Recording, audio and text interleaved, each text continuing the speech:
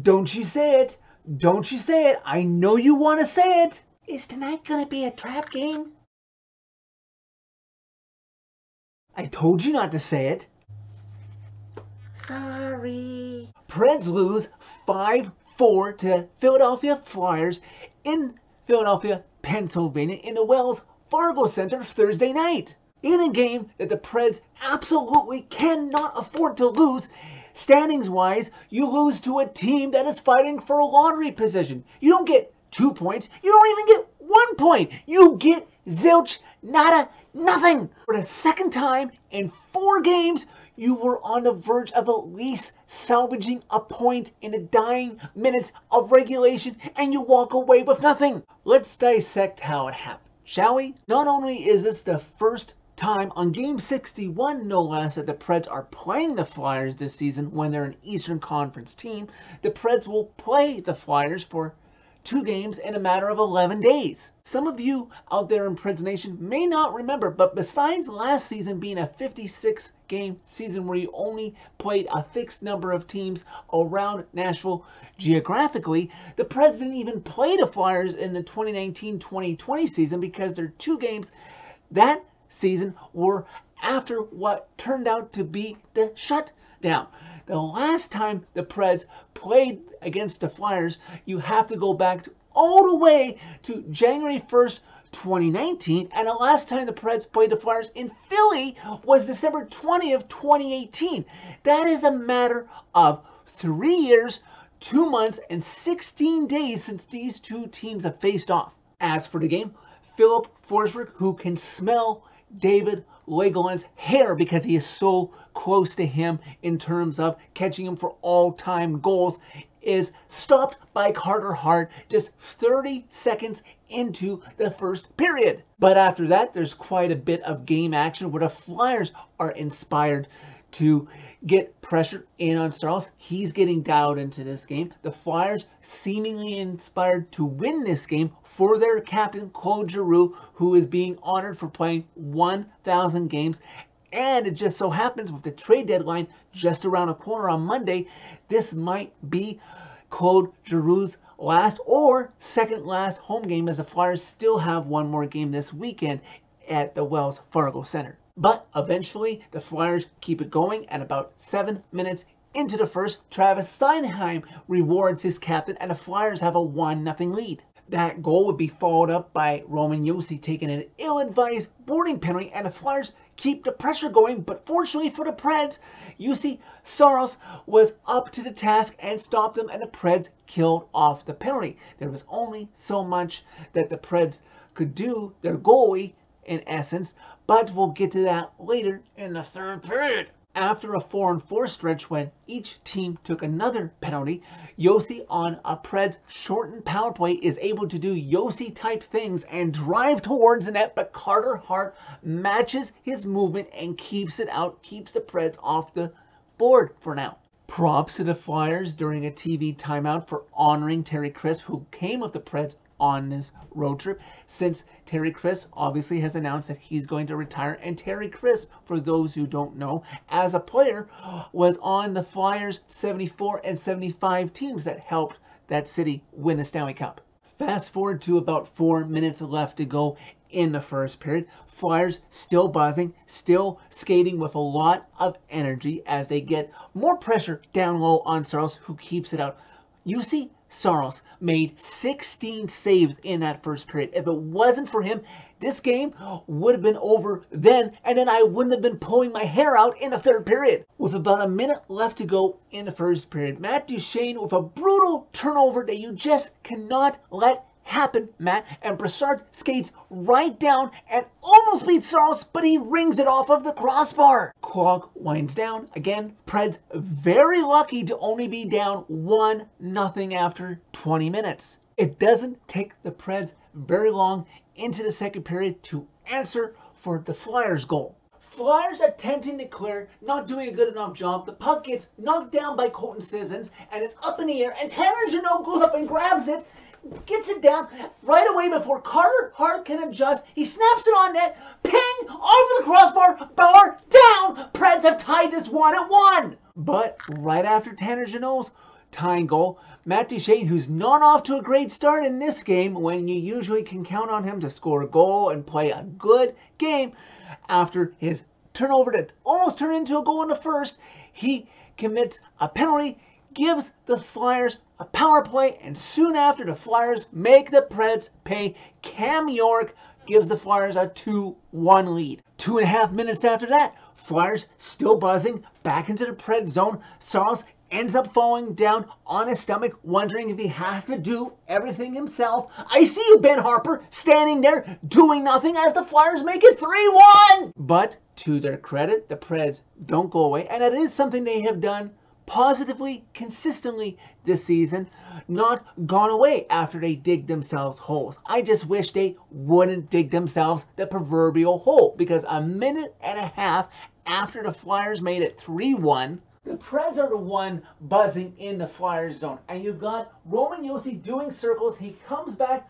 close to the blue line as he waits and he waits and he waits to see who he can pass it to, and he gets it over to the former Flyer, who was traded for a man who used to play for the Preds, but is now in the Flyers organization, but he is out long-term with injury. But hey, this moment is about the current Pred, former Flyer, Philip Myers, who takes Roman Josi's pass and blasts it on net through Carter Hart's 5-hole. Philip Myers has reduced the Flyers' lead to 3-2. After the Flyers failed to extend the lead of theirs back to 2 goals on a power play, the Preds get a power play of their own, but just can't tie it. It gets so close. Late in the second, just under 5 minutes left to go in that period, Travis Konechny high sticks Dante Fabro, causing him to bleed. The refs see it, and the Preds are awarded a 4-minute double minor power play. If the Preds had any intention of climbing back into this game and possibly pulling out the win, they had to convert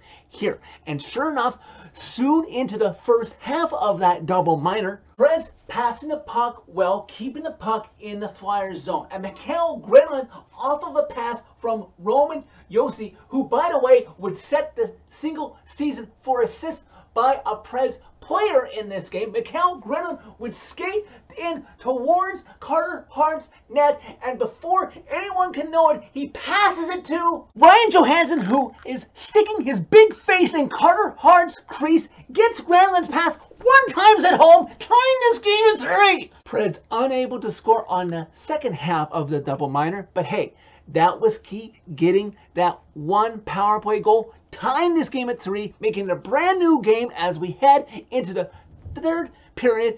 After 40 minutes, the Preds have somewhat managed not to be losing anymore. Preds with a hunger now that they can feel as the third period starts. They've come back, they've tied the game, they know this game is winnable against a Flyers team that wants to win the lottery.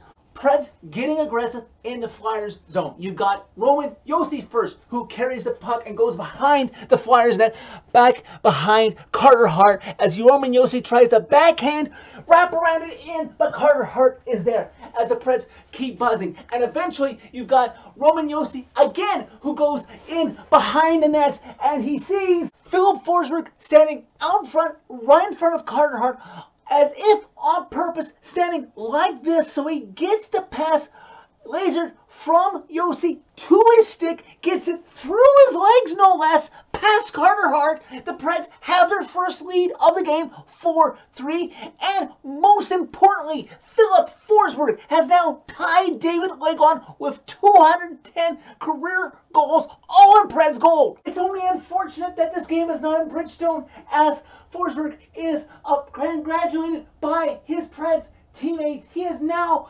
finally tied David Legwand.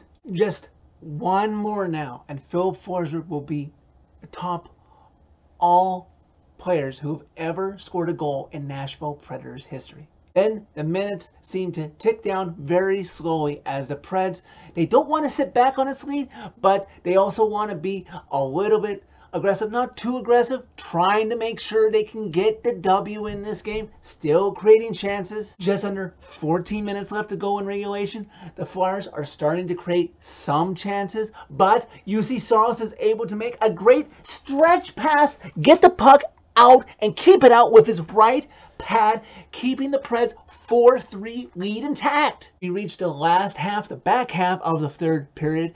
The Preds still ahead with a game that seems to be taking forever, but that's only because the Preds had to work so hard to get right back ahead of the Flyers. About 8.5 minutes left to go in the third period. Carter Hart was shaking up after a Matthias Ekholm blast, but he would stay in the game. Flyers seemingly find some energy after Carter Hart was okay, because soon after that, they've got the Preds hemmed in their own zone. Eeli Tolvanen tries to clear it. It's deflected down by a Flyers forward, and soon after, UC Saros is down, trying to get a whistle, hoping he has the puck covered. It squeaks through. It's 4-4. But wait, hold up. Preds bench says, we want to take a look at this thing. And sure enough, on a replay, you know what that means? Lawrence Filoni, behind the scenes, says, hey, challenge that thing. And sure enough, on the replay, when Tolvanen tried to clear the puck went too high and it was deflected illegally down by a Flyers forward, which means that it's a dead play. That means the goal doesn't count. The Preds' 4-3 lead stays intact. Lawrence Filoni, you do not get paid enough for your job. Just about 5.5 minutes left to go in the third period in regulation. Farabee of the Flyers and Ekholm of the Preds get tied up, and you think it's going to be a Flyers power play, but no. The ref calls Matthias Ekholm for hooking, and he calls Farabee for holding the stick, which contributed to the hooking. So these two teams play 4-4. Now you would think with recent success that a 4-4 would favor the Preds, but no. About a minute and a half after the 4-4 was initiated, Flyers rush into the Preds zone. I don't know what Philip Myers was doing, but he wasn't covering his man, and Kevin Hayes is able to tie this game at 4. There's no challenging that. The Flyers are right back in this game. And you know, it was about this moment, or just after that, I was watching this game mostly with Preds fans in the chat room of the Catfish on Ice podcast. Shout out to them. And I happen to say out loud, I certainly hope this tie doesn't result in the Blues game where we end up with 0 points. Well, blame me for being the jinx, because under 80 seconds left to go in regulation, the Preds aren't playing tight enough defensively. The Flyers are in the Preds zone buzzing, and I don't know what Tanner Jeannot was doing, where he was looking, because Farabee is able to stand right there, and oh look, here comes a pass untouched, and he's able to one-time it home past Saros. Again, the Flyers have retaken the lead after being up 3-2, now up 5-4 with just over a minute left in regulation. As much credit as Tanner Jeannot deserves for getting the scoring started early in the second period and getting the Preds momentum started to climb back into this game, he deserves the blame. Not all the blame for this loss. It's here and there with stuff that was done, but on that goal, that is on him. He has got to have the eyes to make sure that Farabee is covered. Preds would try desperately to tie it, but they let such a winnable game slip between their fingers and they lose it 5-4 final. Definitely not the result the Preds needed out of this game, especially because losing overshadows the great feats that were achieved in this game. Yossi set the single season assist record.